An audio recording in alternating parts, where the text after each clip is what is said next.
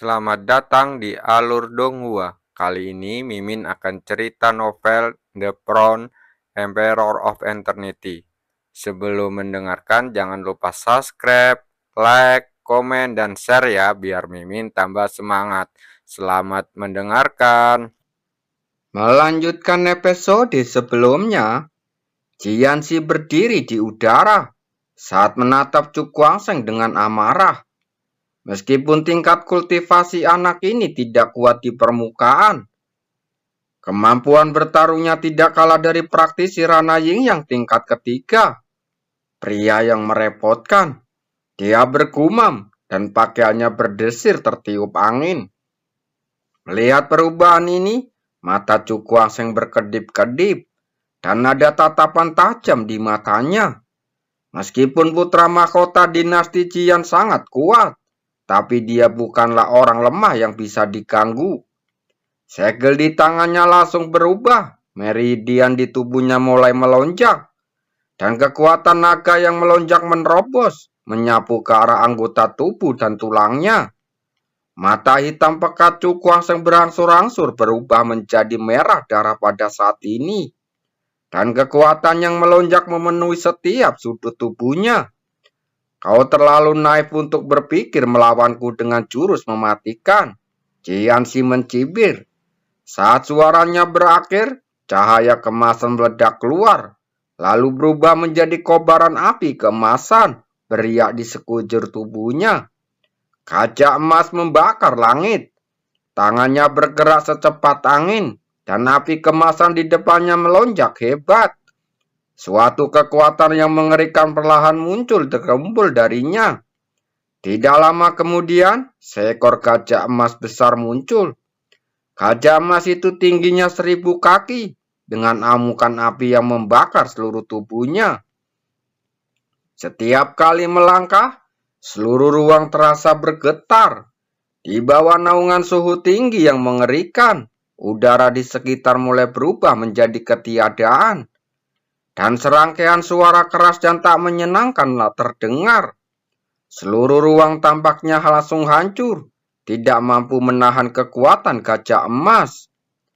Kamu seharusnya merasa terhormat mati di tanganku. Jianxi melihat ke arah Chu Guangsheng dengan lengkungan meremehkan di wajahnya. Pukul, dia berteriak tegas dengan niat membunuh di matanya. Gajah emas itu berlari dengan cepat, menciptakan gelombang udara yang dahsyat di sepanjang jalan. Bagaikan gunung emas yang terbakar, jatuh dengan momentum yang mengguncang bumi. Wajah Chu Guangsheng menjadi lebih serius. Dia menarik nafas dalam-dalam, dan kekuatan yang mengalir di dalam tubuhnya seperti ingin lepas dan keluar dari tubuhnya. Formasi cahaya matahari besar muncul, teriak pelan keluar dari tenggorokannya, dan kekuatan cahaya yang tak berujung menyapu, lalu berubah menjadi formasi besar. Begitu formasi cahaya matahari besar muncul, gelombang udara yang dibawa oleh gajah emas menyerbu, mengguncang formasi dan menyebabkan kekuatan di dalam tubuhnya berfluktuasi hebat. Ekspresi wajah Chu Guangsheng tetap tenang. Auman naga terus berlanjut di tubuhnya, dan formasi yang bergetar berangsur-angsur menjadi tenang. Tidak peduli seberapa kuat gelombang angin itu, ia tetap tidak bergerak seperti gunung. Hari ini, aku akan mencoba melihat kekuatan seperti apa yang dimiliki tahap ketiga formasi cahaya matahari besar. Ada kilatan tajam di matanya, dan lengannya perlahan-lahan terentang ke dua sisi. Kekuatan yang ditekan di dalam tubuhnya dilepaskan tanpa syarat pada saat ini. Saat suara ombak terdengar, formasi itu tiba-tiba berubah menjadi cahaya. Kekuatan cahaya yang melimpah menyebar, menenggelamkan separuh langit. Pemandangan yang begitu menakjubkan membuat banyak orang di Gunung Wajian berkhawatir. Dan mereka bergegas dari segala arah untuk melihat langit yang mempesona. Orang ini benar-benar bertarung dengan seimbang melawan Jianxi. Banyak sekali orang yang terkejut saat melihat itu. Di mata mereka, di antara generasi muda yang kuat, tidak ada seorang pun kecuali Liang Tian dan Yue Qingchang yang bisa mengalahkan Jianxi. Ini menunjukkan betapa kuatnya orang ini. Anak ini benar-benar tidak bisa tenang. Dia benar-benar memprovokasi Jianxi lagi. Seseorang tertawa. Mendengar hal ini, mata orang-orang di sekitarnya langsung berbinar. Kedua orang ini bertarung di Gunung Wajian. Mungkin memperebutkan benda-benda di puncak gunung. Sungguh ambisi yang besar. Beberapa orang berseru. Pemakaman dewa dan iblis ini tidak dibuka untuk pertama kalinya. Dan mereka bukanlah kelompok orang pertama yang datang ke sini. Dalam keadaan seperti itu, benda-benda di puncak gunung itu masih ada. Yang cukup untuk menggambarkan dengan jelas bahwa seni bela diri yang tersembunyi di dalam senjata-senjata ajaib itu sangat sulit untuk diperoleh. Sementara itu, gajah emas itu berlari kencang melintasi langit. Dan api yang berkobar terus menyapu, seolah-olah membakar seluruh ruang menjadi abu. Anak muda, mati saja, Jianxi berteriak keras. Dan gajah emas itu tiba-tiba meraung ke langit dan suara gemuruh yang bergema. Saat berikutnya, api di sekitar gajah emas itu melonjak dan gelombang udara panas melonjak, menyerbu ke arah kekuatan cahaya ke depan. Tatapan mata Chu Kuang-Sheng menjadi lebih tajam. Segel di tangannya langsung terhenti dan dia berbisik di dalam hatinya. Formasi cahaya matahari agung, pedang cahaya matahari agung. Saat ini, seluruh formasi cahaya mulai bergetar hebat. Semua kekuatan di dalamnya berkumpul di satu titik, dan gelombang yang mengerikan terus menyebar.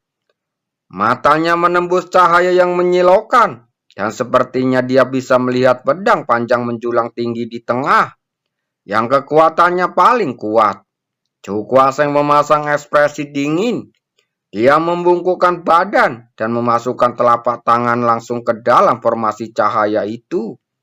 Keluar, ia mengadah ke langit saat berteriak. Kelima jarinya mencengkram erat gagang pedang, mencabut sebilah pedang panjang yang bersinar terang dari formasi itu. Pedang panjang itu pun terhunus dan suara pedang bergema di angkasa.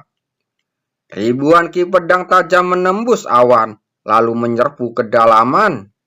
Chu Kuang-Sheng mengangkat kepalanya, tatapan matanya setajam pisau. Di tangannya, dia memegang pedang yang panjang di sekitar setengah meter. Pedang itu bersinar terang, memancarkan cahaya yang cemerlang. Kekuatan cahaya yang luar biasa kuat tersapu keluar darinya, mengguncang ruang di sekitarnya. Bunuh. Dia menatap tajam ke arah gajah emas yang berlari turun. Dia mengambil langkah maju secara tiba-tiba, lalu menebas menggunakan pedang cahaya di tangannya. Dalam sekejap, pedang itu bersinar terang dan kekuatan cahaya yang tak terbatas terkumpul dan berubah menjadi setetes cairan putih. Begitu setetes cairan putih susu itu jatuh, energi pedang yang sangat tajam keluar darinya. Kelihatannya sangat mengerikan, seolah-olah tetesan cairan ini sepenuhnya terkondensasi dari energi pedang. Mencoba menghentikan kereta perang dengan lengan belalang, sama saja dengan melebih-lebihkan kemampuanmu diri sendiri. Jianxi tersenyum, dan di bawah kendalinya, gajah emas itu menghantam cairan energi pedang. Begitu keduanya bersentuhan, gajah emas itu seperti menabrak gunung. Tubuhnya yang besar langsung bergetar hebat, dan api kemasan yang memenuhi sekelilingnya langsung menghilang. Sebelum suara keras itu mereda, ribuan energi pedang tiba-tiba menyeruak keluar. Seketika berubah menjadi semburan energi pedang yang menghantam tubuh gajah emas itu. Setelah bentrokan dengan energi pedang, ekspresi Jianxi langsung berubah. Karena gajah emas yang mengumpulkan seluruh kekuatannya benar-benar hancur pada saat ini. Hanya setelah beberapa tarikan nafas, kaca emas itu langsung meledak karena hantaman energi pedang. Untuk sesaat, kekuatan dahsyat memenuhi langit dan bumi. Namun pada saat berikutnya, tempat itu dihancurkan oleh energi pedang yang menyapu. Dan seluruh dunia dipenuhi dengan energi pedang. Zhou Guangsheng memegang pedang cahaya matahari besar di tangannya, lalu muncul di pusat energi pedang di langit. Dia menatap Jiangxi dengan tatapan mata dingin, dan terdengar suara dingin. Yang mulia, apakah Anda siap berangkat? Sebuah suara dingin terdengar, dan Jiangxi gemetar di seluruh tubuhnya. Perlahan-lahan kembali sadar dari keterkejutannya. Dia menatap Zhou Guangsheng dengan pandangan tidak yakin. Sedikit kebingungan tampak di matanya. Saya benar-benar telah kalah. Setelah beberapa saat, Jiangxi menahan luapan emosi di dalam hatinya. Lalu berkata dengan gigi terkatup, Tuan Muda Zhou, apakah Anda benar-benar berencana untuk melawan dinasti Jian saya? Mendengar ini, Zhou Guangsheng langsung mencibir. Orang ini benar-benar pandai memutarbalikkan antara yang benar dan yang salah. Jelas dialah yang pertama kali melihat segel batu itu. Dan dia bukan saja berusaha menghentikannya, tetapi sekarang dia sendiri yang menyiram air kotor ke mukanya sendiri. Keluar, matanya berkilat dingin, dia mengangkat kelopak matanya saat berteriak. Wajah Jiangxi langsung berubah dan dia mengepalkan tangannya erat-erat. Jika aku pergi hari ini dengan kekalahan, maka dia akan sangat memalukan. Tampaknya, Yang Mulia Putra Mahkota ingin saya meminta Anda pergi secara langsung. Zhou Guangsheng perlahan mengangkat pedang cahaya di tangannya. Dan energi pedang di langit langsung bersiul, menyebabkan langit dan bumi bergemuruh. Ayo pergi. Jiangxi menggertakkan giginya, lalu berbalik dan terbang menjauh. Melihat hal ini, banyak praktisi dari dinasti Jian pun ikut tergesa-gesa mengikutinya. Zhou Guangsheng menarik pandangannya dari Jiangxi dan perlahan mengamati sekelilingnya, diikuti oleh suara yang tajam. Semua orang yang tinggal di sini, apakah kalian ingin datang dan belajar dari saya? Sebelum dia selesai berbicara, pedang cahaya di tangannya meledak dengan cahaya setinggi ribuan kaki. Dan energi pedang yang tajam menyapu ke segala arah. Melihat kejadian ini, banyak penonton menjadi langsung merasa ngeri dan langsung berhamburan pergi. Walaupun mereka tahu bahwa Zhou Guangsheng tidak memiliki banyak kekuatan lagi saat ini, tetapi di bawah aura pedang yang begitu tajam, siapa yang berani menjadi orang pertama yang mengambil tindakan? Setelah semua orang pergi, pedang cahaya di tangan Zhou Guangsheng langsung menghilang. Dan energi pedang tajam yang menyelimuti langit dan bumi juga menghilang dalam sekejap. Dia menutup dadanya dengan tangannya, lalu berbatuk beberapa kali, dan wajahnya segera memucat. Bukannya dia berbelas kasihan pada dan membiarkan Jiangxi pergi begitu saja. Namun, bila pertarungan berdarah itu terus berlanjut, sekalipun ia dapat membunuh Jiangxi, ia akan membayar harga yang mahal. Dan akan dimangsa oleh serigala-serigala ganas yang menunggu kesempatan, hingga tak ada satupun tulang yang tersisa. Apakah kamu baik-baik saja? Liu Bei bergegas mendekat lalu menopangnya. Zhou Guangsheng menggelengkan kepalanya lalu mengulurkan tangannya untuk mengambil beberapa pil untuk diminumnya. Setelah setengah jam kemudian, ketika dia telah sepenuhnya menyerap kekuatan obat, wajahnya yang pucat sebagian besar telah menghilang. Jangan khawatir, aku hanya menghabiskan terlalu banyak energi. Zhou Guangsheng menatap VR yang khawatir, lalu berkata sambil tersenyum. Meskipun kekuatan spasialnya menipis, kekuatan mentalnya masih melimpah, sehingga luka-lukanya pun pulih dengan cepat. Pergilah dan lakukan saja urusanmu sendiri. Zhou Guangsheng memandang Dahoshi dan yang lainnya. Mendengar ini, Daoshi dan yang lainnya langsung mengangguk, lalu berbalik dan berjalan menuju suatu tempat di Gunung Wanjian. Di sana mereka mendapatkan apa yang mereka inginkan. Aku akan tetap di sini untuk melindungimu. Sebelum Chu Kuaseng dapat berbicara, Liu Fei segera berkata. Chu Kuaseng hanya tersenyum dingin dan tidak berkata apa-apa lagi. Dia berbalik, pandangannya beralih pada senjata-senjata aneh itu dan langsung tertuju pada segel batu. Benda ini sekarang miliknya. Dengan hasrat membara di hatinya, Chu Kuaseng berjalan menuju segel batu itu. Saat semakin dekat, fluktuasi aneh yang terpancar dari segel batu itu menjadi semakin kuat. Benda apa ini? Dia berjongkok, perlahan mengulurkan tangan untuk menyentuh segel batu itu. Saat telapak tangan menyentuh segel batu, cahaya kuno tiba-tiba melonjak keluar dari segel batu, menyelimuti tubuhnya dan dengan cepat menghilang. Kuangseng, Liu Fei langsung terkejut dan wajah cantiknya berubah drastis. Jangan khawatir, Nona Liu. Tuan Muda Chu seharusnya telah tersedot ke dalam ruang dalam segel batu. Jika dia dapat lulus ujian, dia mungkin dapat memperoleh seni bela diri yang kuat. Suara Li Rushuang datang dari jauh, membuat Liu Fei berangsur-angsur menjadi tenang.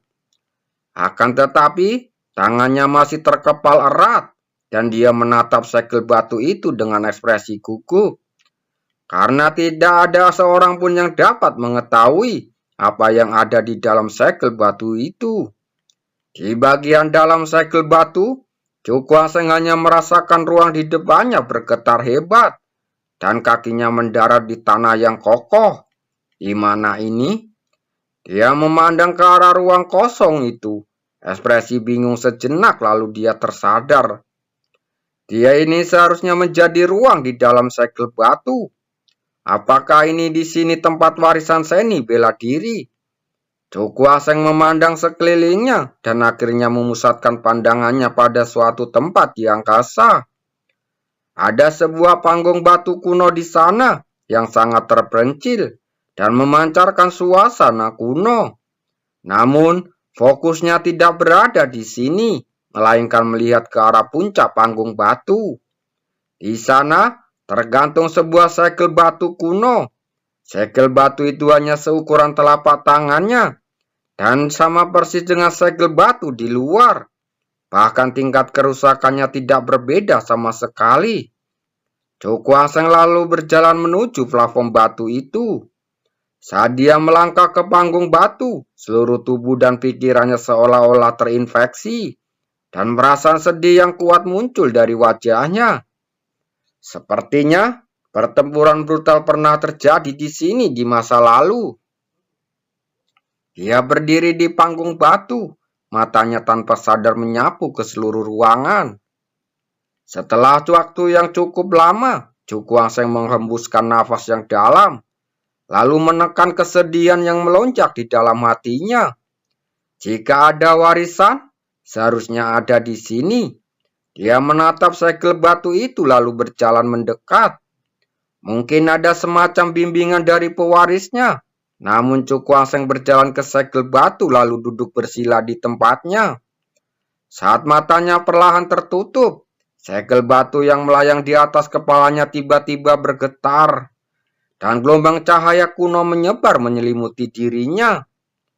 Dunia di depan matanya berubah saat ini. Bahkan tanpa membuka matanya, dia dapat melihat dengan jelas bahwa di langit tak berujung di angkasa, sebuah sosok ilusi berpakaian putih tengah berdiri dengan kedua tangan di belakang punggungnya. Aura mengerikan yang mendominasi langit dan bumi terpancar darinya, membuat berguncang seluruh dunia. Di depan pria itu, ada segel batu berukuran puluhan kaki yang mengambang di udara. Stempel batu itu ditutupi dengan garis-garis kuno yang tak terhitung jumlahnya. Garis-garis ini seolah-olah lahir dari langit dan bumi, berisi perubahan semua hal di dunia dan sangat misterius. Mengapa orang ini membuatku merasa bahwa dia lebih menakutkan daripada iblis? Chu Kuang-seng menatap hantu itu, dan gelombang kekuatan besar tiba-tiba muncul dalam hatinya. Entah mengapa, hantu berbaju putih ini, meskipun memiliki aura dewa, tidak memperlihatkan aura iblis sedikit pun.